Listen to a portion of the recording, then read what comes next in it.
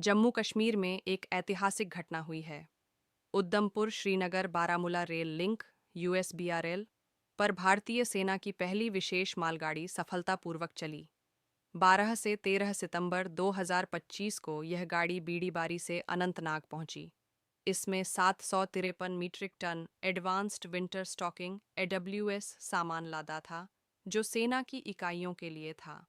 यह कदम सेना की सर्दियों की तैयारी में क्रांति लाएगा।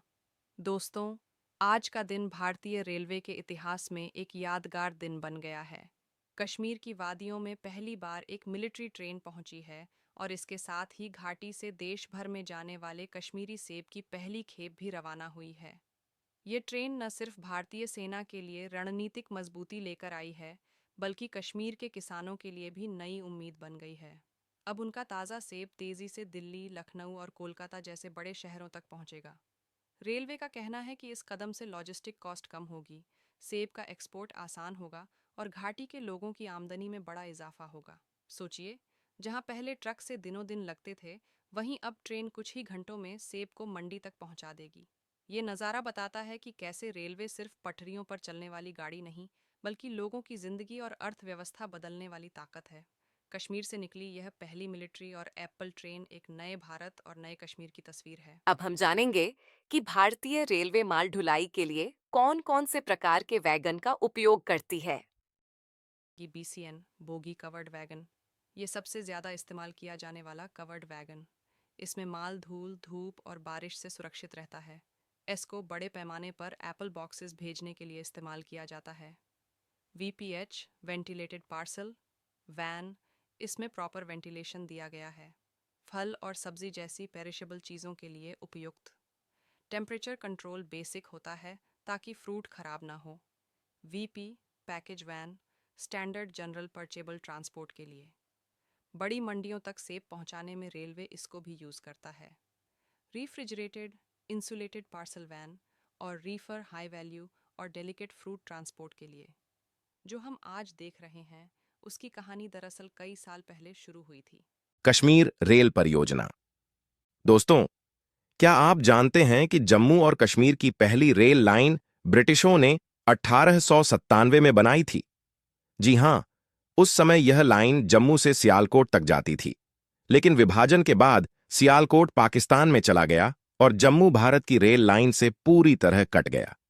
पठानकोट जम्मू लाइन 1975 तक जम्मू और कश्मीर का सबसे नजदीकी रेलवे स्टेशन पंजाब का पठानकोट ही था। फिर शुरू हुई पठानकोट से जम्मू की रेल लाइन, जिसने यहां के लोगों के लिए यात्रा आसान बना दी। जम्मू से ऊधमपुर तक 1983 में जम्मू उधमपुर रेल लाइन का काम शुरू हुआ और 2004 में ये लाइन पूरी हुई। सोचिए, इसमें 20 बड़ी सुरंगें और 158 पुल बनाए गए थे और यहीं से शुरू हुआ असली सफर।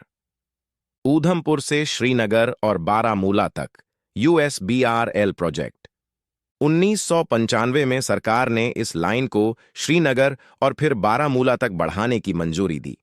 इस प्रोजेक्ट को 2002 में राष्ट्रीय परियोजना घोषित कर दिया गया क्योंकि यह आजादी के बाद भारतीय रेलवे की सबसे चुनौतीपूर्ण परियोजनाओं में से एक है। चुनौतियां। अब जरा सोचिए, जब पहाड़ खुद जमीन के नीचे से हिल रहे हों, तो वहां सुरंग और पुल बनाना कितना मुश्किल होगा। शिवालिक और पीर पंजाल जैसे पहाड़ियां भूकंप संवेदी क्षेत्रों में आती हैं। सर्दियों में बर्फबारी और बरसात में भूस्खलन इंजीनियरों के लिए बड़ी चुनौती थे। इसीलिए इंजीनियरों ने एक अनोखी तकनीक अपनाई, हिमालयन टनलिंग मेथड। इसमें सुरंगें घोड़े की नाल के आकार में बनाई जाती हैं ताकि डीली मिट्टी भी मजबूत पकड़ बना सके। फायदे। अब जरा फायदे सुनिए। श्रीनगर से जम्मू का सफर सड़क के 5 से 6 घंटे की जगह सिर्फ 3 से 3.5 घंटे में पूरा होगा। ये रेल लाइन हर मौसम में चल सकेगी, जबकि जम्मू श्रीनगर हाईवे अक्सर भूस्खलन की वजह से बंद हो जाता है।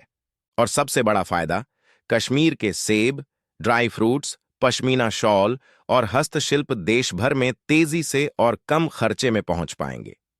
तो दोस्तों, यह है भारत की सबसे मुश्किल लेकिन सबसे शानदार रेल परियोजना, जो न सिर्फ यात्रियों के लिए बल्कि कश्मीर की अर्थव्यवस्था के लिए भी जीवन रेखा साबित होगी। अगर आपको यह जानकारी पसंद आई तो लाइक और सब्सक्राइब ज़रूर करें और कमेंट में बताइए कि आप किस दिन इस लाइन की पहली यात्रा करना चाहेंगे।